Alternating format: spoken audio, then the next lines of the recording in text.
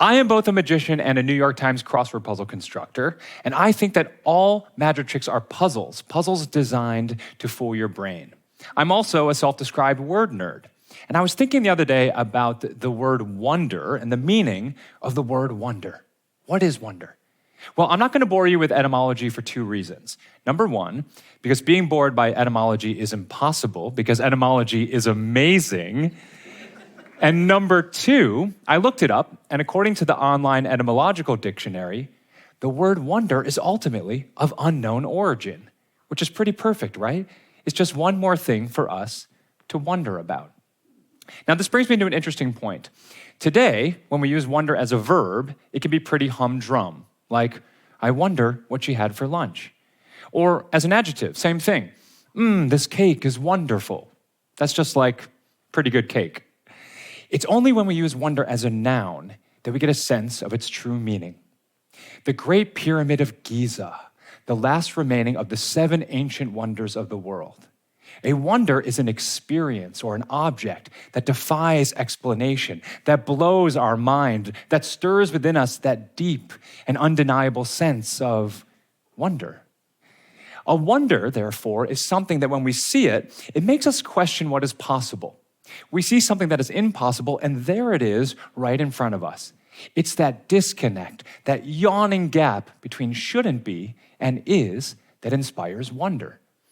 And of course, when we think of wonder and wondrous times, it often helps to cast our minds back to an earlier age when we assume man's capacity for wonder was greater.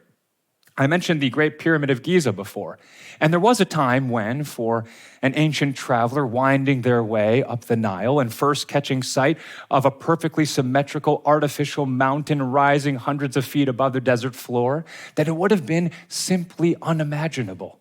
It shouldn't be, but it is. And now, we have the Burj Khalifa. It's way bigger. And though most of us who aren't architects and engineers wouldn't say we know exactly how they built the Burj, we're pretty confident that somebody does with architect-y engineering stuff. It's possible.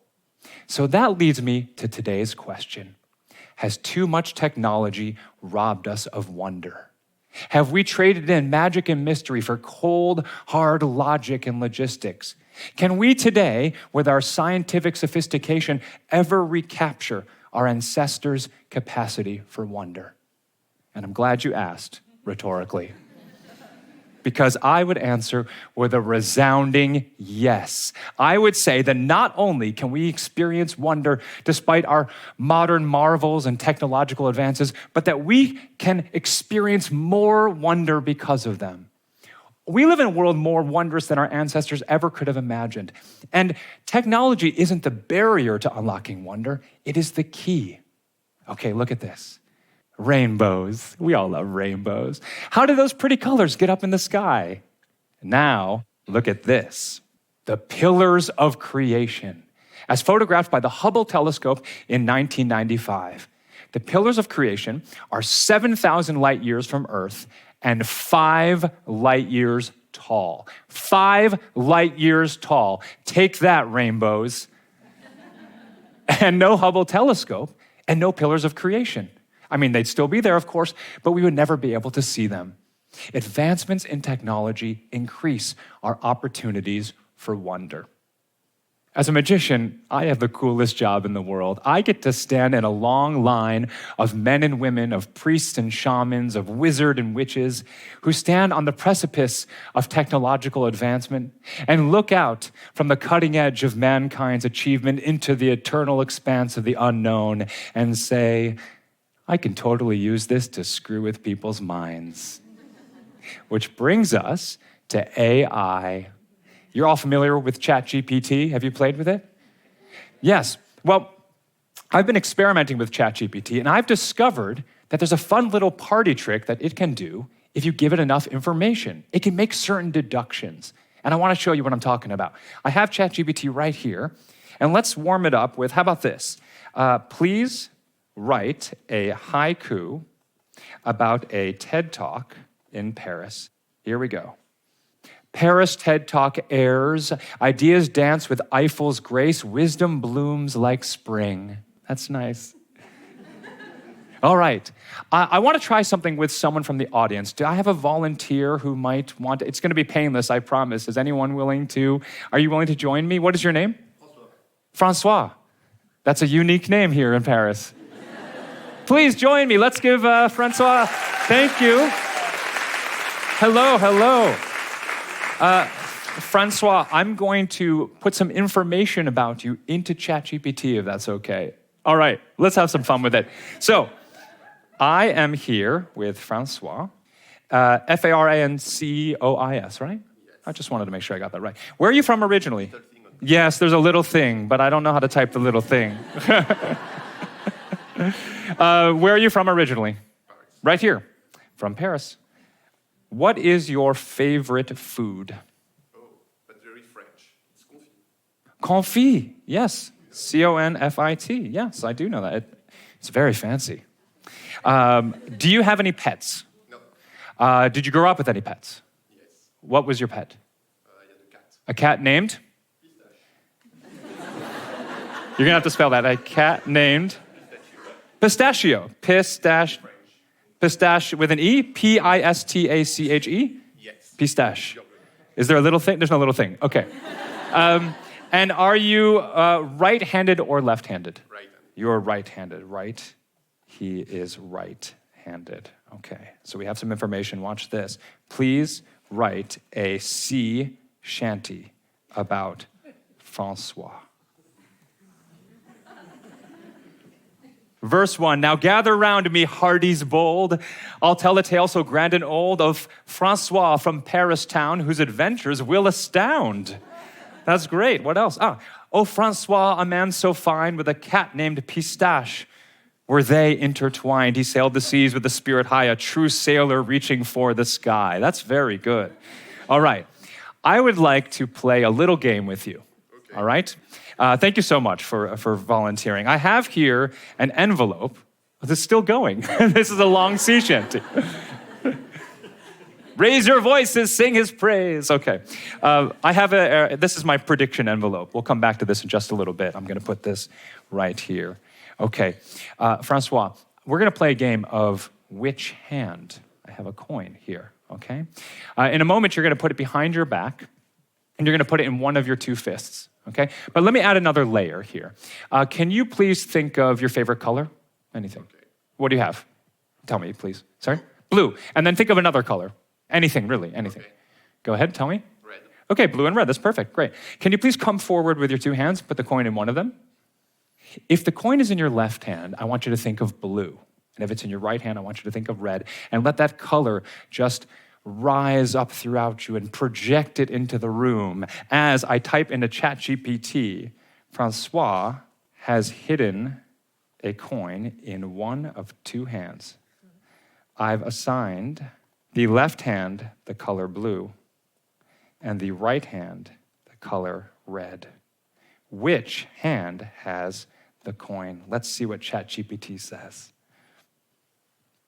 As an AI language model, I can't exactly determine what happens in the physical world, but based on the information provided, Francois would likely hide the coin in the blue hand. Are you thinking of blue? Yes, indeed. Show everybody the blue hand has the coin. Very nice. Okay. Yeah. Now, of course, that could just be 50-50, right? So let's try it again. Would you put it behind your back again? And could you please name for me any animal you like, any animal? A cat. A cat, good. And then maybe something completely different, like from the zoo or A lion. a lion. Wonderful. Would you please come out with your two fists again? Oh yeah, go ahead, mix it up, make it difficult. Don't put it in your back pocket. Okay. Yes, okay. So just like before, I want you to think, all right? If the coin is in your right hand, I want you to think of cat. If it's in your left hand, I want you to think of lion, all right? I want the spirit of this animal to take over. Now, don't jump up and down, okay? But let the spirit project that animal into the room. And here we are. Francois is hiding a coin in one of his two hands. I've assigned the right hand, the cat, and the left hand, the lion. Which hand has the coin? And ChatGPT says,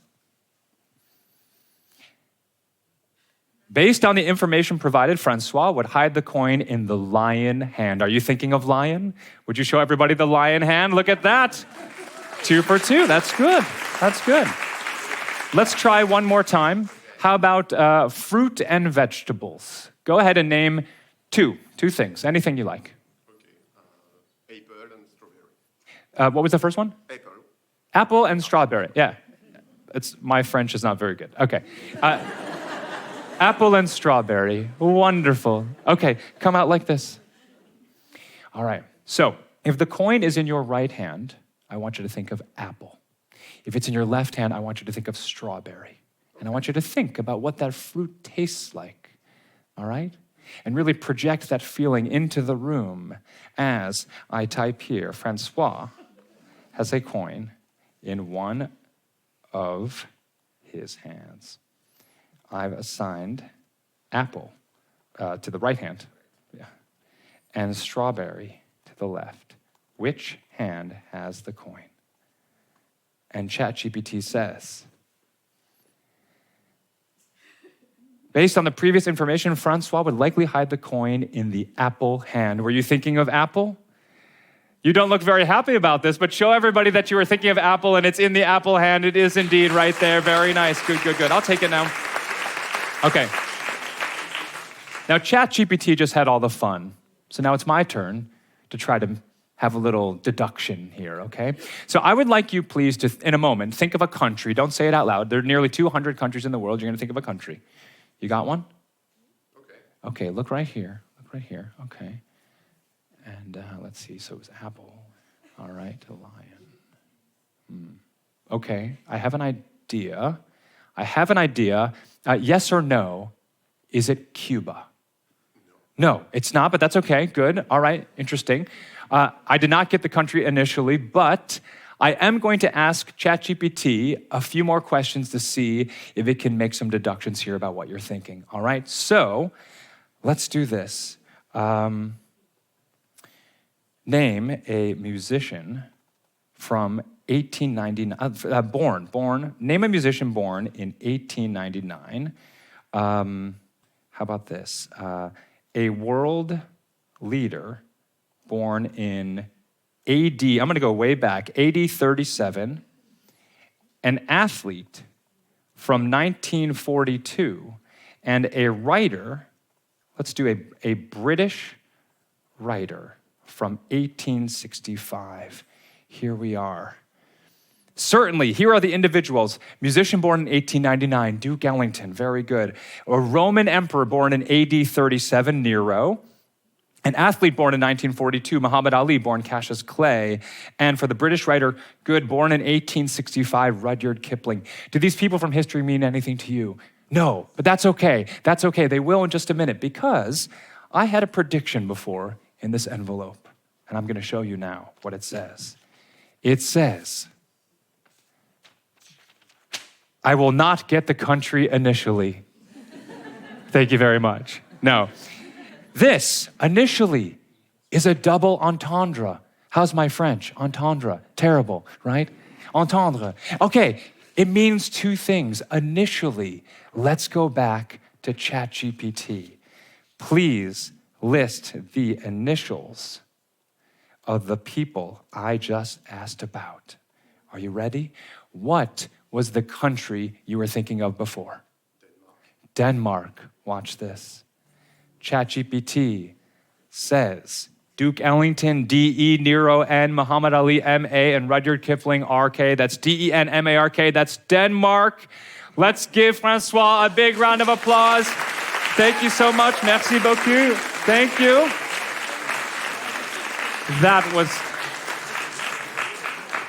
That was fun and magical. Thank you so much. And that leads us back to wonder. We said at the beginning that wonder was questioning what is possible. And here's the thing. It's the questioning that's important. The pillars of creation, those unthinkably vast clouds of stardust, they existed long before us and they'll exist long after. And they are beautiful because we are lucky enough to be able to gaze upon them. Their beauty is in our seeing. When we approach the world with wonder, it's not the answers that we find that ultimately give our lives meaning. It is the questions. The meaning is in our asking.